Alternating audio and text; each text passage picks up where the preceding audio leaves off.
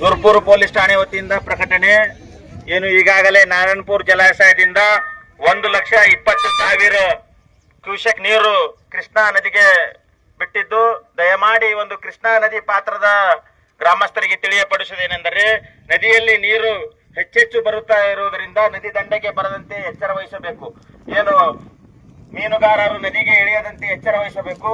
ನಮ್ಮ ರೈತ ಬಾಂಧವರು ಏನು ನದಿ ದಂಡೆಗೆ ದನ ಕಾಯುವುದಾಗಲಿ ಕುರಿ ಕಾಯುವುದಾಗಲಿ, ಏನು ಮಹಿಳೆಯರು ಈಗಾಗಲೇ ಬಂದಿದ್ದಾರೆ, ಮಹಿಳೆಯರಿಗೆಲ್ಲ ನಾವು ಬಟ್ಟಿ ತೊಳಿತಾ ಇದ್ರು, ಅವರಿಗೆಲ್ಲ ನಾವು ಬಟ್ಟಿ ತೊಳೆಯದಂತೆ ಎಚ್ಚರ ವಹಿಸ್ತಿದ್ದೀವಿ. ದಯಮಾಡಿ ರಭಸವಾಗಿ ನೀರು ಬರುತ್ತಾ ಇದೆ. ಈ ಒಂದು ನದಿ ಪಾತ್ರದ ಏನು ಹಳ್ಳಿಗಳಾದಂತ ಲಿಂಗದಳ್ಳಿ ಆಗಿರ್ಬೋದು, ಬಂಡೊಳ್ಳಿ ಆಗಿರ್ಬೋದು, ದಾದಲಾಪುರ ಆಗಿರ್ಬೋದು, ತಿಂತಣಿ ಆಗಿರ್ಬೋದು, ಏನು ದೇವಾಪುರ ಆಗಿರ್ಬೋದು, ಮುಷ್ಟಳ್ಳಿ ಆಗಿರ್ಬೋದು, ಶೆಳ್ಳಿಗಿ ಆಗಿರ್ಬೋದು, ಅಡ್ಡೊಡ್ಡಿಗಿ, ಹೆಮ್ಮಡಿಗಿ, ಚೌಡೇಶ್ವರಿ ಹಾಳ್, ಕರ್ನಾಳ್, ಬೇವಿನಾಳ್, ಯಮನೂರ್, ಏನು ನಮ್ಮ ಠಾಣಾ ವ್ಯಾಪ್ತಿಯ ನದಿ ದಂಡೆಯ